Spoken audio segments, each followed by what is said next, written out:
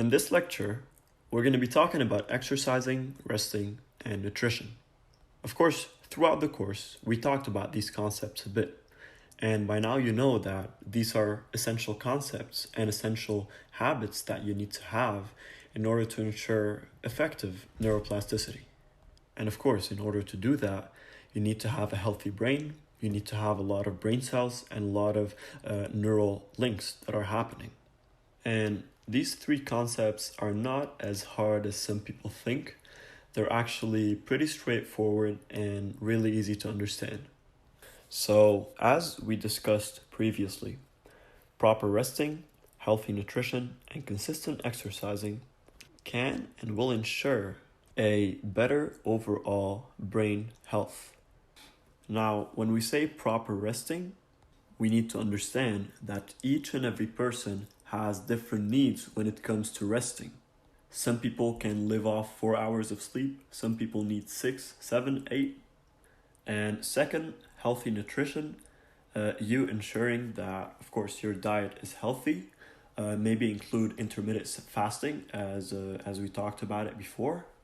And each and every person's notion of healthy diet can be different. Some people think it's being vegan is being healthy, or being vegetarian is being healthy, or it doesn't matter. But at the end of the day, if you're not eating in excess of sugar, salt, or processed food, you'll be good. And lastly, consistent exercising, of course. People can invest time that other people can't invest. Some people are just busier than other people and can't practice for 6 or 7 days a week. But the good news is, and we already talked about this, is that you don't need more than 30 minutes 3 times a week. And it can be as simple as squeezing 20 minutes before you wake up and 20 minutes before you sleep. If you wake up 20 minutes before and you go to bed 20 minutes later, these are the 40 minutes you need to finish your exercise. But now, the thing about exercising is that exercising is usually, when we're talking about habits, is considered as a keystone habit.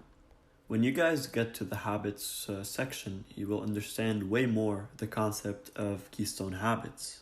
But in a nutshell, there are some habits that, just for the fact that you're doing these habits, would generate other habits that you would do automatically.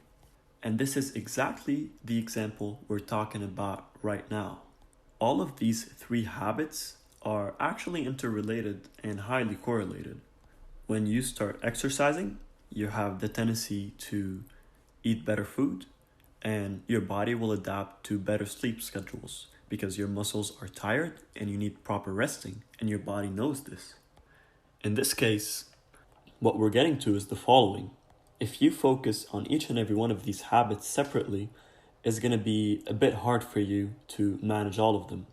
But if you just focus on reinforcing the habit of exercising, nutrition and sleep, they will just come along automatically. So set a fitness goal that you have and use the SMART goals techniques that are included in the course and the time management techniques and planning, so you can ensure that you will have a plan and you will eventually execute and make out of exercising a habit to eventually make it part of your neural network. Once you have this image of how you want to become in your head, when you start exercising and you notice that you need to lose your belly and you drink a lot of soda and eat a lot of junk food, well, automatically, to be able to get to where you want to get, you have to cut down on these things, and you're moving into a healthier diet. And then you go exercise your muscles and you get really tired. You burn a lot of calories at the gym. Now when you go back home, your body needs to rest, and that's why you'll be able to sleep better, because your muscles needs recovery. And before you know it, you developed all of these habits all together, and 2 of them were automatic, following the keystone habit method. Now, we're going to go deeper into the concept of resting. Sleep serves to re-energize the body's cells. It also works on clearing waste from the brain. And on top of that, it supports learning and memory. So taking a 15 to 20 minute nap during the day had similar effects in the brain, and adding, of course, increase in the numbers of brain cells. Usually, when you're a professional and you have a really busy life, you don't always get the sleep that you want or the sleep that you need, and you don't usually rest a lot. You're always in a constant state of thinking about what you have to do and working. And a lot of people, when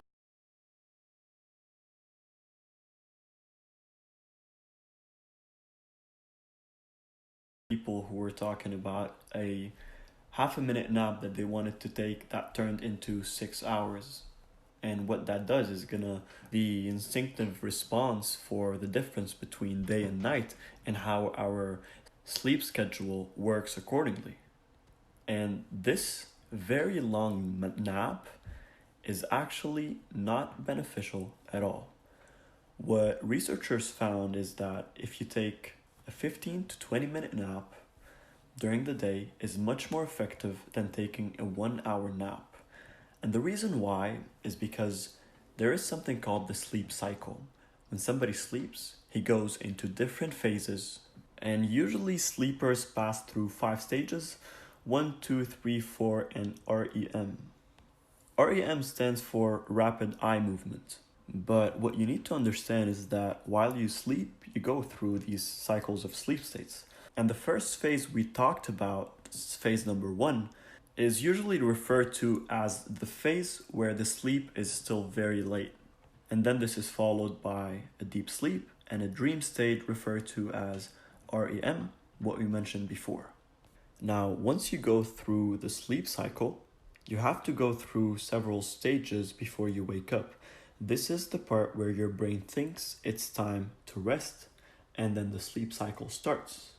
And to be able to rest properly, there are a certain number of REMs that you need to go through.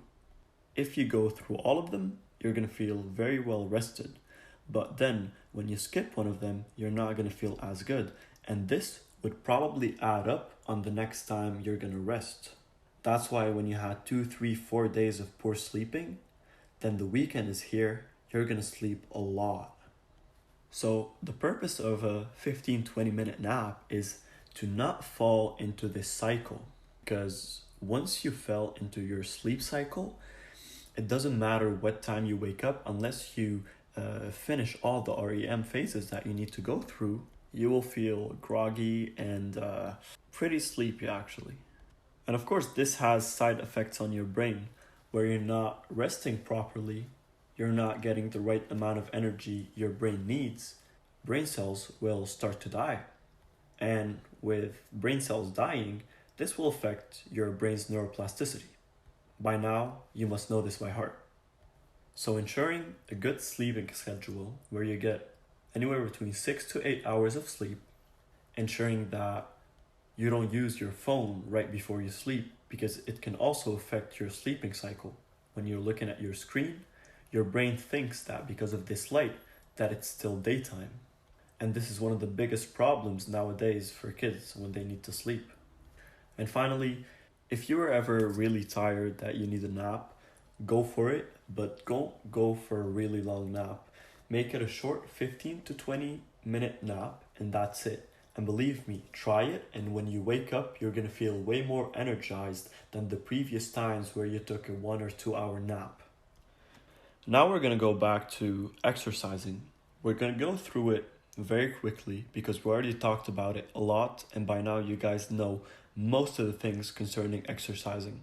So I'm just going to pinpoint some ideas that are really important in case you missed them the last time. Exercise helps memory and thinking through both direct and indirect means, meaning that going to the gym itself, lifting weight and exercising, for example, whatever the type of exercising is, it doesn't matter if you go to the gym or go for a run. Your willpower that you're using and your motivation is increasing, and it's ensuring neuroplasticity in your brain when it comes to these two concepts. At the same time, when you exercise, there are nutrients and proteins that are released in your body that would help the brain a lot. The combination will improve mood and sleep, and it will reduce stress and anxiety. And finally, ensuring proper diet. Increasing the consumption of the brain foods, it will give you an advantage when it comes to mental energy levels. It will also help boost the number of cells, which plays a primary role in neuroplasticity. There's going to be an article in the course with a list of brain foods. The more you eat these, the more brain cells you have, the more mental energy and brain energy you will have. And of course, when you have more of these, you have way more brain plasticity. So, one last thought before the end of this lecture. I had a lot of friends who asked me about neurostimulating medications. And I'm not talking about triggering medications like ADHD medications, Adderall, or Ritalin. I'm talking about products that you can find in the market over the counter that claim that they can boost your focus, your energy level, and your neurological state. And research is still not really clear on whether these would actually help or not. I did my own research and I actually tried them. I personally did not feel a difference. However, there are substances and ingredients in those pills that are known to naturally boost memory and give more brain energy. But of course, each body would adapt differently to these nutrients. So if you ever run across a brain stimulant, make sure to check the ingredients and what's in the pill, and then research to see if those are ingredients that would actually help with whatever they're claiming to help. And if the answer is yes, you can test it out and see if it works well with you. And if you see that it doesn't suit you, you will just know because you won't feel a difference.